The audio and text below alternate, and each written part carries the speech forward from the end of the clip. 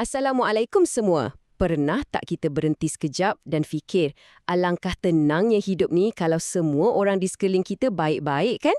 Hari ni, jom kita sembang-sembang sikit pasal adab dalam Islam. Kita nak tengok macam mana benda ni sebenarnya boleh buat hidup kita lebih ceria dan bermakna. Okey, soalan pertama untuk kita sama-sama fikirkan. Kenapa adab yang baik ni penting sangat dalam hidup kita? Cuba fikir, satu senyuman yang kita bagi atau satu sapaan, apa khabar yang ikhlas? Macam mana benda-benda kecil macam tu boleh ubah mood orang lain dan juga mood kita sendiri? Okey, jadi apa sebenarnya adab pergaulan dalam Islam ni? Senang je sebenarnya. Ia ni macam satu manual lah untuk kita berhubung dengan semua orang di sekeliling kita. Dengan keluarga kita, kawan-kawan, jiran tetangga, semua sekali. Bukan setakat cakap terima kasih je tau, tapi lebih mendalam. Ia ni macam resepi rahsia untuk kita wujudkan satu suasana yang mana semua orang rasa disayangi dan dihargai.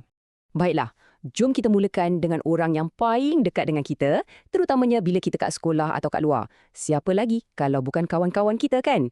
Macam mana sebenarnya adab yang baik ni boleh buat bonding kita dengan kawan-kawan jadi lagi kuat?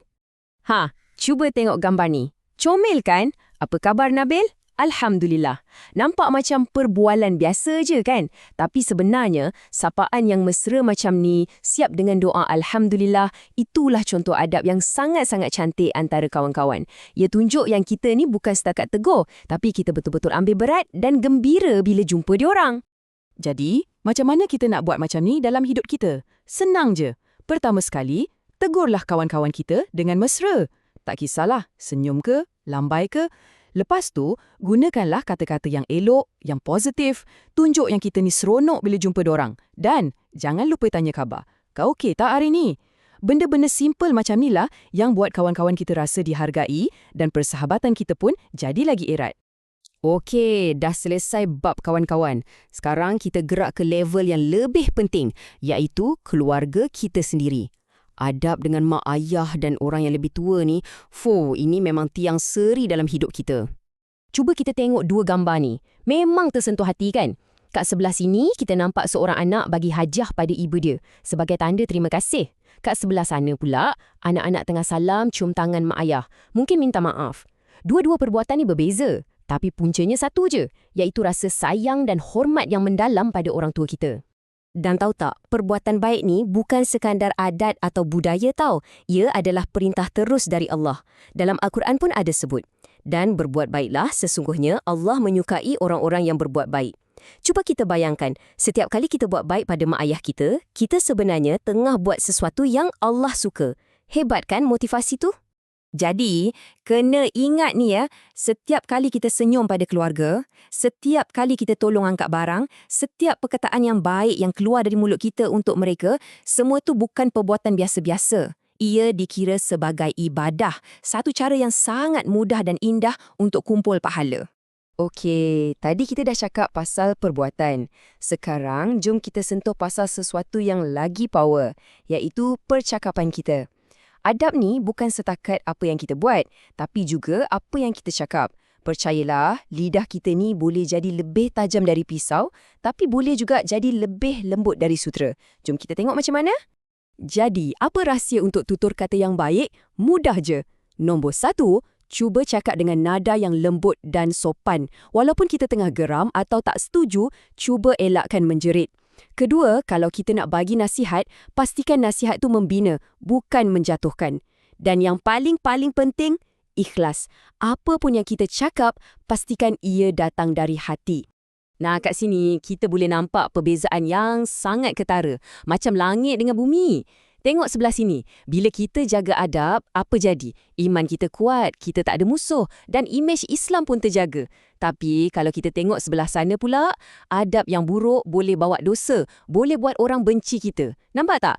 Pilihan kat tangan kita. Setiap perkataan, setiap perbuatan kita ada kesannya. Okey, adab yang baik ni, dia bukan macam baju sekolah tau yang kita pakai kat sekolah je. Tak. Adab ni kena kita pakai ke mana-mana saja kita pergi. Kita ni sebenarnya duta kecil untuk kebaikan.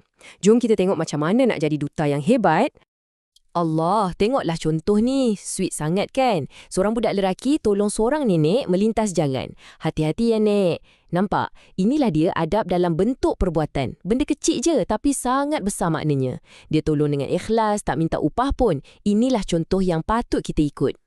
Jadi, macam mana kita nak pastikan kita sentiasa jadi duta kebaikan ni bila kat luar? Ada 4 langkah mudah.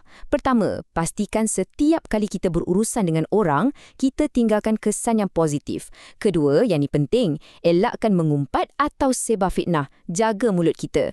Ketiga, rajin-rajinlah tolong orang lain walaupun benda kecil dan jangan harap balasan. Dan keempat, belajarlah untuk memaafkan.